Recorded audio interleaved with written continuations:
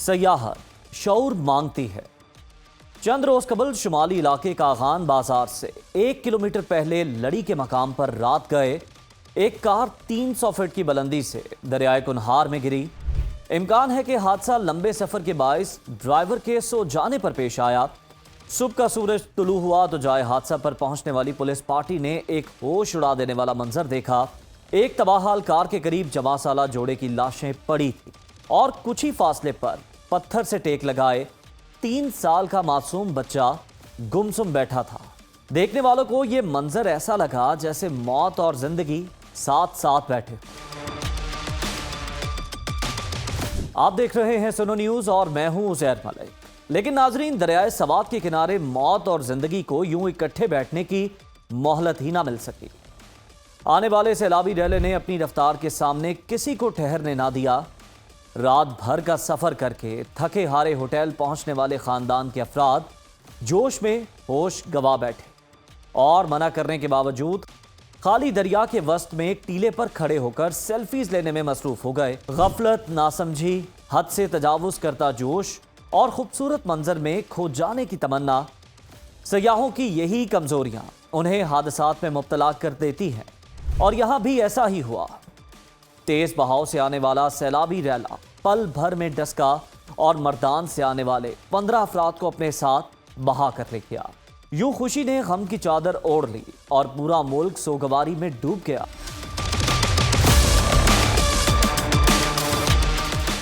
پاکستان میں ہر شمالی علاقوں میں ہر سال 2000 سے زیادہ ٹریفک حادثات اور دریاؤں میں ڈوبنے کے واقعات پیش آتے ہیں، جن میں مرنے والے بیشتر سیاح ہوتے ہیں۔ یہ وہ بدقسمت سیاح ہوتے ہیں جو سکون کی آغوش میں خوشیاں تلاش کرنے نکلتے ہیں اور پھر موت کی وادی میں ابدی نیند سو جاتے ہیں۔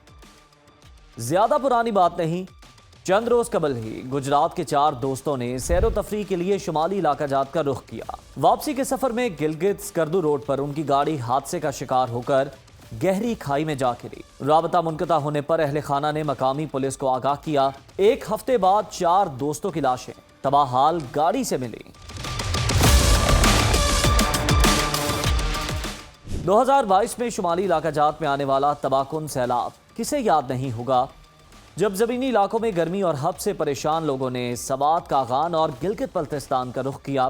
اسی دوران غیر معمولی بارشوں کے سبب دریاؤں میں آنے والے سیلابی ریلے دریا کے بیچوں بیچ بنے ہوٹلوں کو اڑا لے گئے اور درجنوں سیاح موت کے منہ میں چلے گئے۔ 2020 میں پاکستان میں سیاحت کا بوم شروع ہوا۔ برف باری دیکھنے کے شوق پہ لاکھوں سیاحوں نے مری کا رخ کیا۔ رش کے سبب ٹریفک جام ہو گیا۔ سردی سے پریشان سیاحوں نے رات اپنی گاڑیوں کے ہیٹر چلائے تو بند گاڑیوں کے اندر زہریلی گیس نے ان کا دم گھونٹ دیا۔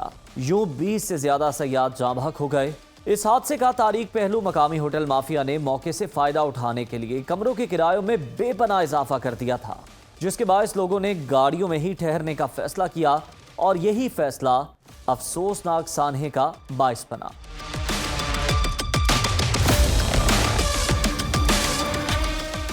دو 2023 شمالی علاقہ جات پہ سیاحوں کو پیش آنے والے حادثات کے حوالے سے سب سے زیادہ مہلک رہا۔ کئی درجن حادثات پہ سینکڑوں سیاح ہلاک ہوئے۔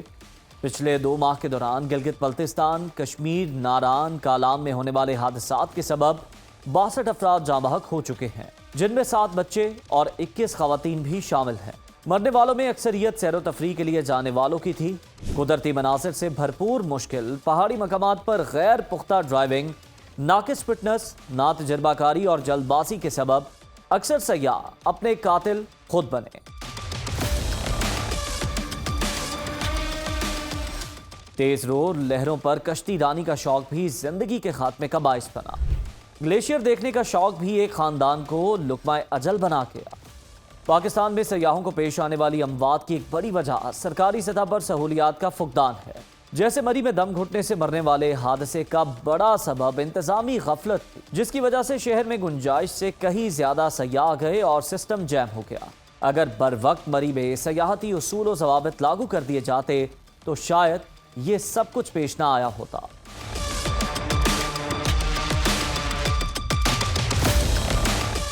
دور دراز کے علاقوں میں انٹرنیٹ اور فون کالز کی سہولت نہ ہونے سے بھی مشکلات پیش آتی ہیں۔ گزشتہ روز پیش آنے والے دریائے سوات کے واقعے میں ریسکیو ٹیم 1 گھنٹہ تاخیر سے پہنچی۔ گجرات کے دوستوں کی لاشیں 7 دن بعد ملی اور دریائے کنہار میں گرنے والی گاڑی کے لیے ریسکیو آپریشن اندھیرے کے سبب رات میں شروع نہ ہو سکا۔ سہولیات کی دستیابی سفر اور تفریح کو محفوظ بناتی ہے، یہ دیکھنا حکومت کا کام ہے۔ 2022 میں دریائے سوات کے بکھرنے کی وجہ دریا کے اندر غیر قانونی ہوٹلز کا قیام تھا، جن کے ڈائننگ ایریاز دریا کے بیچوں بیچ بنائے گئے تھے۔ یہ یقینی طور پر انتظامی غفلت کے سبب تھا۔ دریا کا پات کم ہونے کے سبب پانی کے بہاؤ میں غیر معمولی تیزی آئی، جو کئی زندگیاں کھا گئی۔ ضروری ہے کہ سیاحتی علاقوں میں غیر قانونی قبضہ مافیا کا خاتمہ حکومت اپنی اولین ذمہ داری سمجھے۔ سیاحتی علاقوں میں حادثات کی ایک بڑی وجہ انتہائی بلندی پر موجود زپ لائنز اور لوکل چیئر لفٹس بھی ہیں، جن کے حفاظتی انتظامات غیر تسلی بخش اور انفراسٹرکچر کمزور اور ناقص ہوتا ہے۔ ایسا ہی ایک واقعہ 2023 اگست میں پیش آیا تھا، جب بٹگرام میں چیئر لفٹ کا رسہ ٹوٹ جانے پر 6 بچوں سمیت 8 افراد کئی گھنٹے پھنسے رہے، جس کے بعد انہیں ریسکیو کیا جا سکا۔ گزشتہ دنوں دریائے سوات میں کشتی حادثے میں 4 افراد موت کے منہ میں چلے گئے۔ حادثہ زیادہ کمائی کے لالچ میں اوور لوڈ کرنے سے کشتی الٹنے کے سبب پیش آیا۔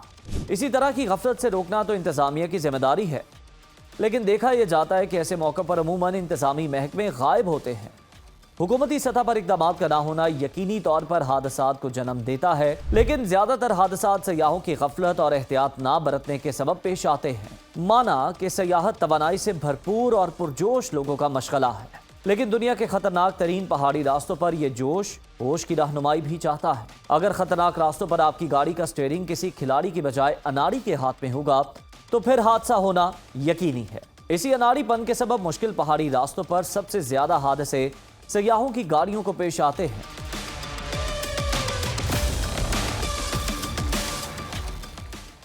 شمالی علاقہ جات کی سیر کو جاتے ہوئے مقامی مشاق ڈرائیور کو گاڑی سمیت ہائر کرنے کی کوشش کی جائے، کیونکہ وہ آپ سے زیادہ مشکل راستوں کو جانتے ہیں اور وہ جانتے ہیں کہ کس سڑک پر کون سا موڑ زیادہ خطرناک ہے، کون سی سڑک کہاں تک ہموار ہے اور کون سی گہری کھائی ہے۔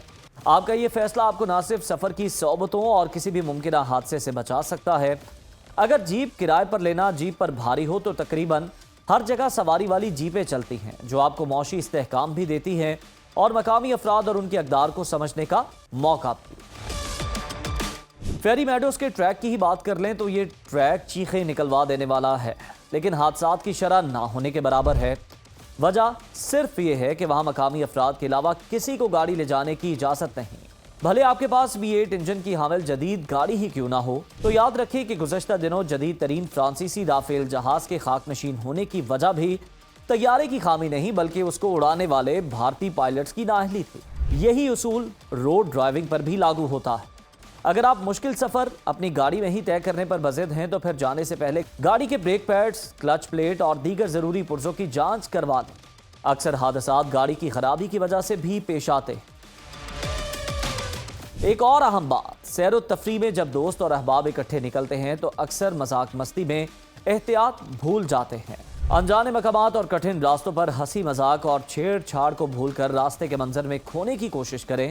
حسین مناظر سے لطف اٹھائیں۔ یہ عمل آپ کو تسکین ہی نہیں دے گا بلکہ کسی بھی ناگہانی سے بھی بچائے گا۔ آخری بات، ایک ذمہ دار شہری کی طرح قانون کی پاسداری کو اپنی عادت بنا لیں۔ آپ کی یہ عادت ایسے خطرناک مقامات پر آپ کو بہت فائدہ دے گی۔